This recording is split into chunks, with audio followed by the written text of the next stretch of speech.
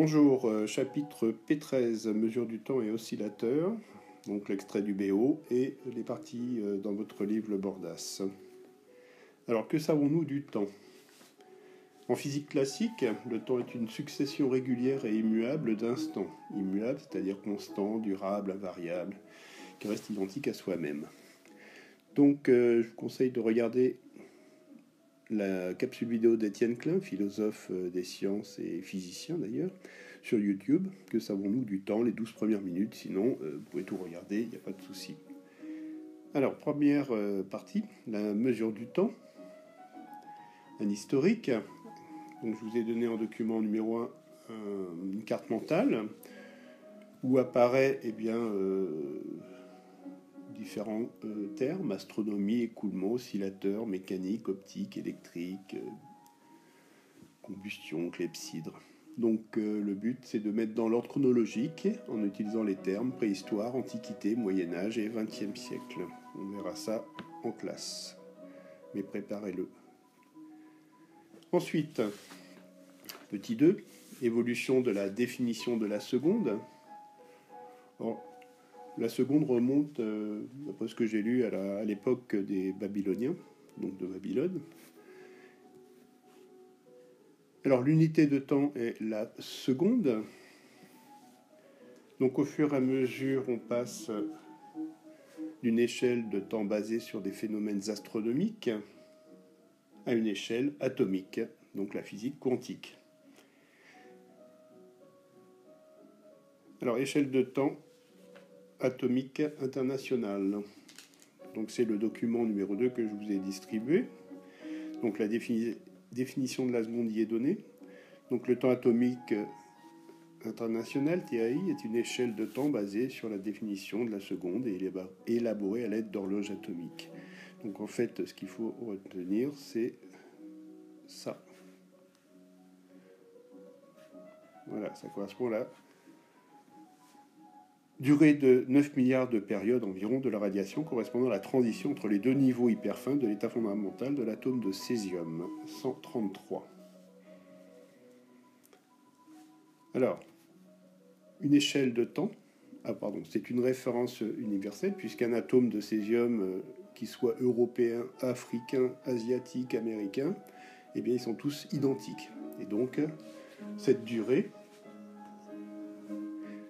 sera universelle. Alors, une échelle de temps doit posséder 4 qualités.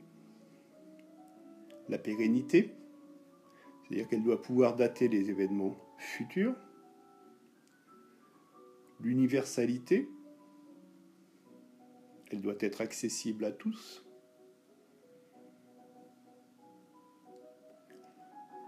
Ensuite, la stabilité. La durée de l'unité de l'échelle de temps doit être constante. Et enfin, l'exactitude. La durée de l'unité de l'échelle de temps doit être égale à la définition de l'unité. C'est-à-dire une seconde. Par exemple, une horloge qui réalise un comptage rigoureux à 0,9 secondes est stable, mais inexacte, car l'unité de temps est la seconde. Tandis qu'une horloge qui réalise un comptage variant de 0,9 à 1,1 seconde, avec une moyenne de 1 seconde, est exacte, mais instable.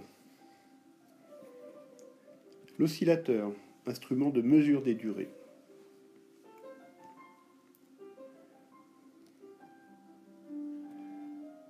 Alors, définition d'un oscillateur, c'est un système animé d'un mouvement périodique qui s'effectue de part et d'autre d'une position d'équilibre. Il fournit un signal périodique dans le temps. Il joue donc le rôle de règle temporelle.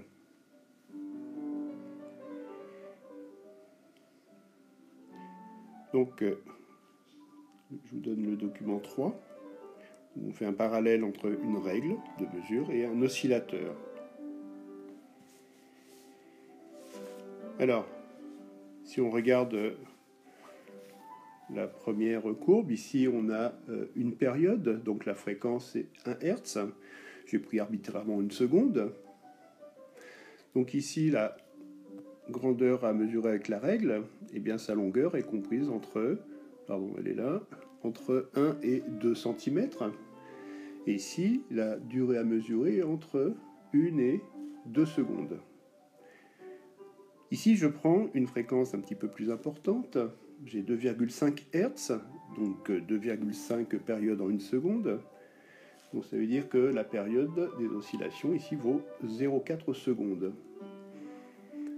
Donc la durée ΔT à mesurer est comprise entre 3T et 4T, c'est-à-dire entre 1,2 secondes et 1,6 secondes. Ici, l'objet à mesurer entre 1,5 cm et 2 cm. Bien, vous continuerez les deux dernières et on verra ça en classe. Alors, en conclusion déjà, qu'est-ce que l'on peut dire ? Eh bien, plus il y a de graduation sur la règle, eh bien, plus la mesure sera précise. Donc, il va y avoir une course aux hautes fréquences pour avoir une meilleure exactitude. Plus l'oscillateur aura une fréquence élevée, plus la mesure de la durée sera exacte. Alors, je vous donne en document 4 un axe gradué en fréquence, et donc on va attribuer à chaque intervalle, on va dire, un type d'oscillateur. Réfléchissez là-dessus. Alors maintenant, en 1.5, principe de fonctionnement d'une horloge atomique.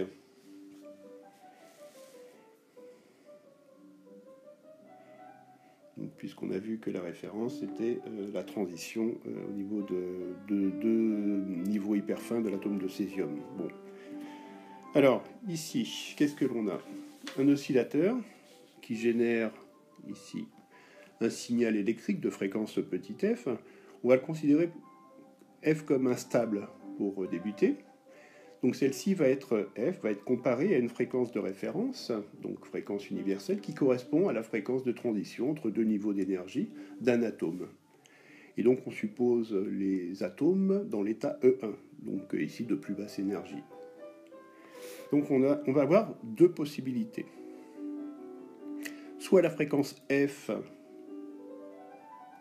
va exciter les atomes, et donc il y en a beaucoup qui vont passer de E1 vers E2, soit la fréquence F excite très peu les atomes, et on aura très peu d'atomes qui vont passer de E1 vers E2. Donc c'est ce que je marque ici. N désigne le nombre d'atomes dans l'état excité E2. Donc en fait, c'est ce qu'on appelle la réponse des atomes à la fréquence excitatrice. Donc ici. Okay. Et je note F0, la fréquence qui correspond exactement à la transition de E1 vers E2. Alors on va aborder le premier cas, c'est-à-dire une réponse faible. Donc la courbe, elle est plate. Pour F0, eh bien, c'est aplati. Donc ça veut dire qu'il y a eu très peu... La réponse est faible, on dit qu'elle est floue. Donc ça veut dire qu'il y a peu d'atomes qui sont passés dans un état excité. Donc qu'est-ce que l'on va faire ? Eh bien, on va faire un asservissement qui va corriger cette fréquence. Et donc, on obtient en sortie, théoriquement, une fréquence F stable et exacte. Sinon, on peut refaire une boucle. Dans ce cas-là, si l'asservissement était correctement fait, la correction aussi, eh bien, un nombre important d'atomes, va passer dans l'état E2. On va avoir une réponse qui est aiguë, donc un nombre important qui répond. Ça veut dire que la fréquence F est très proche de F0, sinon égale à F0. Dans ce cas-là, il n'y a plus de problème, pas besoin de correction, et on obtient en sortie une fréquence F qui est stable et exacte. Voilà. Alors donc ici, le rôle joué par les atomes, c'est de jouer un rôle de discriminateur de fréquence. Alors atome, après on peut aussi avoir des ions, etc. C'est ce qu'on dit ensuite. Donc les atomes, ions ou molécules de référence sont choisis de telle façon à être dans la bonne gamme de fréquences de l'oscillateur. Alors, horloge à atome froid, donc ça veut dire refroidi par laser, elle est stable à 10-16, c'est-à-dire qu'on connaît la valeur de la fréquence avec 16 digits qui sont stables dans le temps, c'est-à-dire qu'aucun chiffre ne varie. Donc par exemple, C'est le cas des horloges atomiques.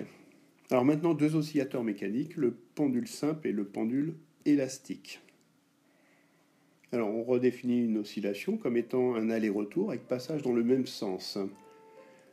Les oscillations sont libres s'il n'y a aucune action du milieu extérieur. Sinon, on les qualifie d'entretenues, c'est le cas du Botafumeiro de Saint-Jacques-de-Compostelle. Ou alors, lorsque vous faites de la balançoire, vous redonnez de l'énergie à chaque oscillation. Le pendule pesant. Alors, un pendule pesant, c'est un solide mobile autour d'un axe, alors généralement horizontal, et ne passant pas par son centre de gravité, et le tout placé dans un champ de pesanteur. Donc un petit schéma, bon, c'est un objet de forme quelconque. Ensuite, on peut affiner, c'est le cas du pendule simple. Donc un pendule simple, donc pesant mais simple, est constitué d'un petit objet pesant accroché à l'extrémité d'un fil ou d'une tige, de masse négligeable devant celle de l'objet. Donc, grosso modo, on peut avoir un rapport de 10 minimum. Alors, la période propre T0 des oscillations est donnée par la relation T0 égale à 2π racine de L sur G, où L est la longueur du fil ou de la tige, G est le champ de pesanteur, la valeur du champ de pesanteur, et les unités sont L en mètres, G en newton par kilogramme ou en mètres par seconde carré, et T0, la fréquence propre, en secondes. Ensuite, on a le pendule élastique. Les unités que j'avais oubliées. Et oui, un schéma d'un pendule simple, hein, ici. Donc généralement, on l'écarte d'un angle θm, et on le lâche sans vitesse initiale, et il va osciller de part et d'autre d'une position d'équilibre. Alors maintenant, le pendule élastique, c'est un objet qui est accroché à un ressort. L'ensemble peut être horizontal ou vertical, ou alors sur un plan incliné, mais ça se fait plus trop. Alors, voilà les différents cas. Donc ici, un pendule vertical, alors horizontal, et deux ressorts. Donc pour le système masse-ressort, la période propre T0 est donnée par 2π racine de m sur k. M étant la masse de l'objet en kilogrammes, k la constante de raideur du ressort. Ou alors, ici par exemple, on a deux ressorts, on peut prendre K1 et K2, identiques, de manière à avoir K1 plus K2 égale K. Paramètres influençant la période d'un oscillateur mécanique, donc on fera cela en TP, et ça fera l'objet de la partie 2 de ce cours. Je vous remercie et au revoir.